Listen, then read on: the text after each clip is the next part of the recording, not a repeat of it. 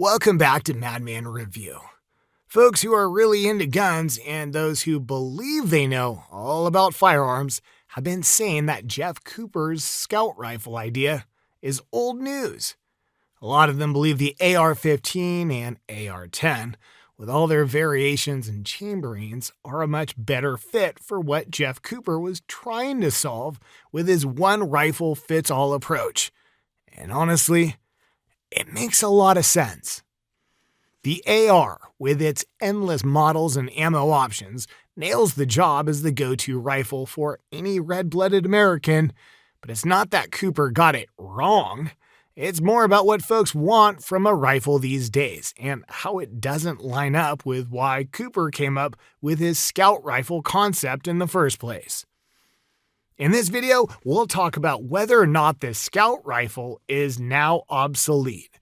But before getting into the nitty-gritty of things, we all have to understand first what a scout rifle is and what it isn't.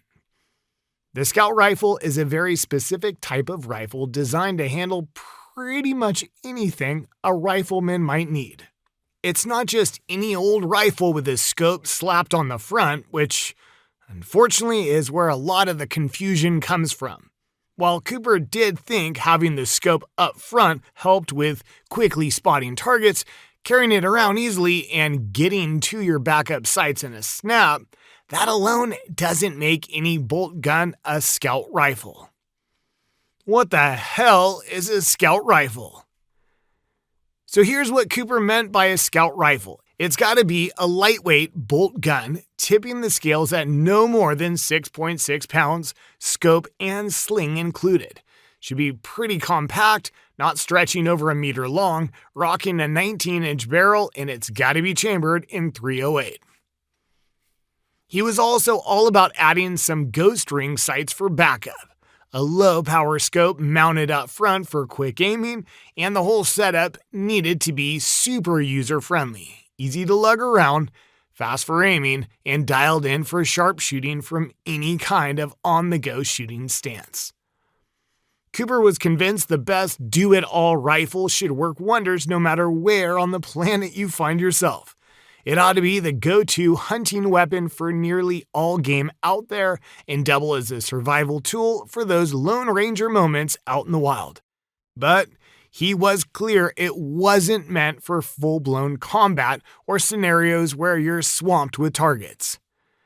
The hitch we're facing now is nobody is really looking for a jack-of-all-trades rifle like Cooper's scout rifle anymore. What we're after these days are more purpose-built pieces that can come in real handy for defending your home in case of intense moments like riots, but also versatile enough for hunting in a pinch. Turns out, the AR might just be the top pick for that kind of work. AR versus scout rifle. Imagine two riflemen. One's kicking it in West Virginia. For him, rocking an AR-15 chambered in .223 Remington 5.56 would be just peachy. It's perfect for personal defense. There's not a single creature in West Virginia it couldn't take down. Then there's our Alaska guy, out there with those massive, angry grizzlies. The same AR-15 just doesn't cut it. A .223 5.56 isn't going to be your best bet against a grizzly, and truth be told, the scout rifle isn't up for it either.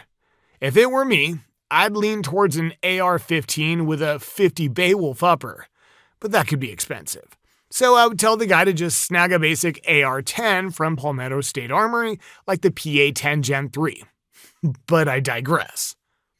With AR-15s and AR-10s becoming the hot ticket, Cooper's scout rifle might not be hitting the mark these days.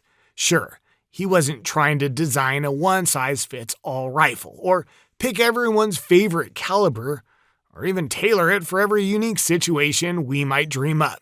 But what we need can be worlds apart from what he was aiming at with his scout rifle concept back in the day. It's not a mistake or off track, it's just how it is these days because of the AR-15s and AR-10s. Now let's get to the nitty-gritty and really break it down by point. action and accuracy. Cooper's idea of the Scout rifle was all about sticking to a .308 bolt action. Fast forward to now, and finding semi-auto .308s that don't cost an arm and a leg is still pretty much a unicorn hunt. Plus, when you boil it down, a bolt-action rifle beats out in simplicity and keeping it running smoothly. Not that bolt actions are the be-all and end-all, but when you're looking for a do-it-all firearm, there's something to be said for sticking to the basics. So on the bolt-action front, Cooper's Scout rifle hasn't lost its edge. Now, about hitting the mark. Cooper was all about the 2 MOA accuracy since back in the 70s, that was the gold standard for hunting rifles. Today, getting a rifle that's dead-on accurate isn't a big deal. A bunch of production rifles right off the shelf like the Winchester Model 70, Savage Model 10, Weatherby Vanguard, and Remington Model 700 are capable of 1 MOA. Plus, shooting straight isn't just about the gun. Using match-grade ammo can make a huge difference, assuming you've got the skills and your rifle's in good shape. Caliber, dimensions, and weight. So for Cooper, a good all-round caliber for his Scout rifle concept is the .308. Personally, I think other rifle calibers like the 7mm08 and 6.5 Creedmoor might just work better. Yeah, I know, that might raise some eyebrows because the biggest thing the .308 has going for it is its popularity. It's available everywhere. But if the only reason you don't like the 7.5 Creedmoor or the 7mm08 is because of ammo availability, maybe you should start reloading your own ammo. On the topic of keeping things light, the rule of thumb is the lighter, the better. Nowadays, there's no shortage of featherweight rifles out there, so this isn't the issue it once was in Cooper's era. And about Cooper's overall length rule, under 39 inches is still solid advice for anyone who plans to actually use the rifle. But finding a modern rifle that fits or even undercuts this length isn't the challenge it used to be. This means the Scout rifle's specified short length doesn't really stand out anymore. Scout scopes and bipods. Nowadays, you can snag that same level of situational awareness and the convenience of a low-powered scope with a modern 1.4 scope that throws in a red dot and zoom for those shots that are either farther out or don't need to be rushed. And you get all this for the same weight and cost as the old-school Scout scopes. So when it comes to Scout scopes, they've kind of hit their expiration date. Talking about bipods, I'm of the mind that they're a cool addition, but not exactly a must-have for hunting.